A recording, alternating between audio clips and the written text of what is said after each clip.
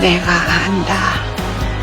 내가 다 안다. 꽈랑꽈랑한 여름, 2막이 끝났습니다. 2막 보신 분들 눈물바다 되셨죠?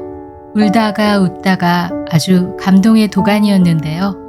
2막에서는 살아생전 애순이 엄마의 간절한 부탁으로 눈물 흘리는 애순이에게 할머니가 배를 사주시고 차곡차곡 살림을 늘려가는 모습이 보였습니다.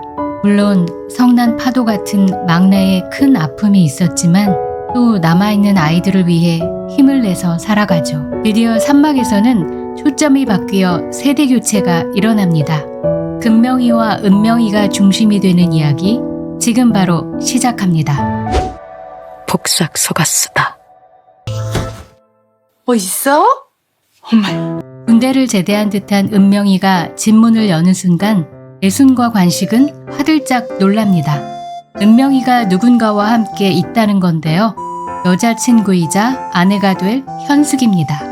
현숙은 아빠 부상길과 영란의 딸이잖아요. 이 두 집안의 인연은 정말 특별하고도 질깁니다. 이렇게 추측할 수 있는 복선은 여럿 있는데 그중 첫 번째는 부산길의 대사입니다. 왜 내가 가는 데마다 이렇게 맨날 나타나? 아 이사 가! 지역구를 좀 바꾸시자고. 물론 애순이가 의도한 것은 전혀 아니지만 이들의 질긴 인연이 당대로 끝나지 않을 것을 암시하고 있죠. 두 번째 복선은 영란의 대사입니다. 현수가 너는 똥 밟지 말고 꼭 이 집 아저씨 같은 사람한테 시집 가라. 응?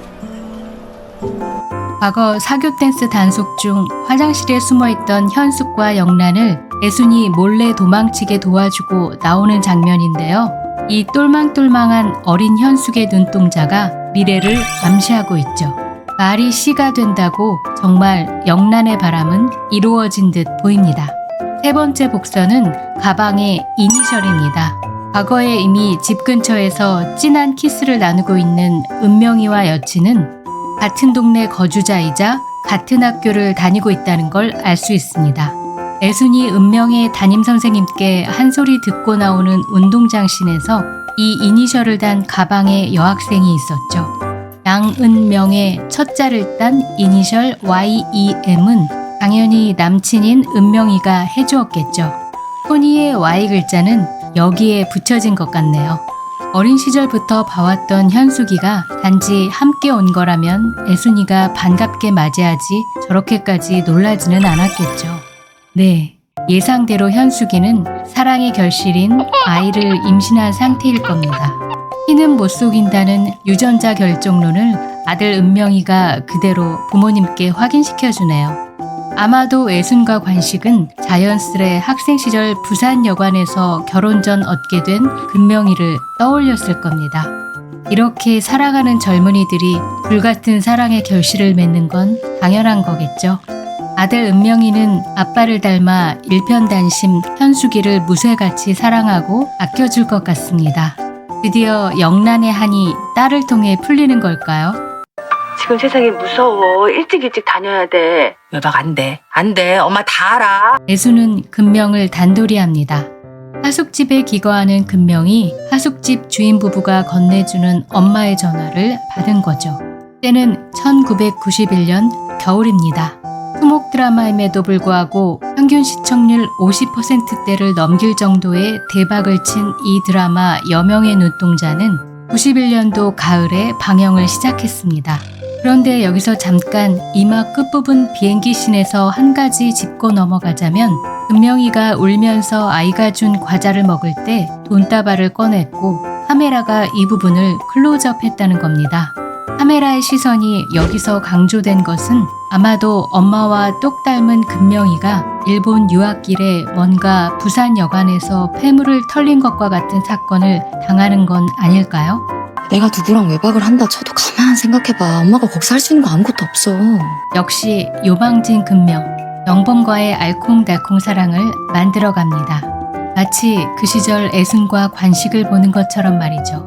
배경이 유채꽃밭에서 대한뉴스가 나오는 극장으로 바뀐 것만 달라진 것 같습니다. 그리고 이막에 나온 대로 영범은 군대에 갔고 그 공백의 시기에 금명의 근처에는 또 다른 남자가 등장합니다. 사람 가슴 한 뼘 안에서 부는 바람이었다. 벙거지 모자를 쓰고 등발 좋은 저 남자는 특별 출연하는 김선호 배우인 것 같은데요. 극 중에서 박충섭이라고 불립니다. 학교 대자보를 붙이는 곳에 무언가 포스터 비슷한 것을 붙이고 있습니다. 아마 정치적 색깔이 짙은 내용을 담고 있을 것 같은데요. 금명이 입학하던 87년은 말할 것도 없고 91년에도 정치적으로 군부 정권은 이어져서 이에 대학가에서는 당연히 반대하는 문화활동들이 있었을 테고 그런 행동에 가담하는 학생이 아닐까 추측해 봅니다. 남자친구 안 돼. 들락거리면 퇴고야. 하숙집 주인 아저씨는 금명이를 단도리합니다. 나의 온창이 출렁이던 그해 흔들리는 금명이의 방 옷장. 누군가 숨어있는 것 같은데요. 아마도 박충섭이 정치적 사유로 쫓기다가 숨어 들어온 게 아닌가 싶습니다. 그렇게 금명과 그는 관계가 계속되고 이는 추후에 금명의 신변에도 영향을 줄 것으로 보입니다. 안 그래도 성에 안차 못마땅해하는 금명이를 영범의 엄마는 혹독히 대할 것으로 보입니다. 참 여기서 한 가지 안타까운 소식을 덧붙이자면 영범 엄마 부용 역을 연기한 강명주 배우님이 지난달인 2월 27일 별세하셨다고 합니다. 암투병 중에도 연기 활동을 이어가셨었는데요. 늦었지만 삼가 고인의 명복을 빕니다. 다시 돌아와서 영범 집안과의 반대가 극심한 금명은 결국 박충섭과 영범과의 삼각관계에 빠질 수밖에 없을 것 같은데요. 자식 앞에 장사 없다고 결국 아들의 애절함을 본 영범 엄마는 상견례를 허락하지만 금명은 상견례 자리에서조차 주눅 들어 보이는 아빠의 모습과 영범에 대한 여러 가지 생각 등으로 박충섭에게로 향할 것 같습니다. 그 사이 박충섭은 고시에 패스하거나 그에 준하는 사회적 지위를 획득하여 관식과 애순에게 인사를 드리러 오고 둘의 결혼은 빠른 속도로 진행되겠지요. 하지만 결혼식장에서 결국 자신의 진심을 더욱 확인한 금명은 금명아, 아빠 여기 있어. 그러니까 다 너 하고 싶은 대로 해. 너 하고 싶은 대로. 용기 내어 예정된 결혼을 깨고 아빠와 똑 닮은 영범에게 향할 것 같습니다. 그 옛날 애순이 떠나는 배를 향해 하염없이 뛰어가 부르짖었던 것처럼 말이죠. 너도 엎어. 네가 엎기만 하면 뒤는 내가 다 처리할 거야. 금명아, 너 잘못한 거 하나 없어. 언제나 그렇듯 금명에게는 애순과 관식이 있습니다. 아빠 내일 뒤에 있을게. 뭐든지 하나도 마음 쓰지 마. 너는 다 잘해. 그리고 산막에서도 새로운 귀인이 등장하지 않을까 싶습니다. 저 모르시겠어요? 특별 출연하는 김성령 배우의 목소리입니다. 이막에서 관식이 물에 빠진 사람을 구해주어 군수에게 표창을 받고 포상으로 육지 여행도 다녀왔었는데요. 그때 관식이 구해준 사람이 바로 이 여자일 것으로 보입니다.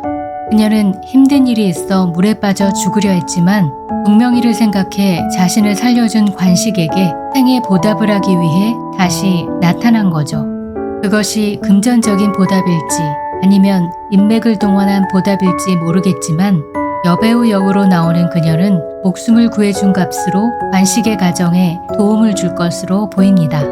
여러분은 어떠신가요? 자유롭게 댓글로 남겨주시고요. 저는 또 사막 예고편으로 찾아오겠습니다.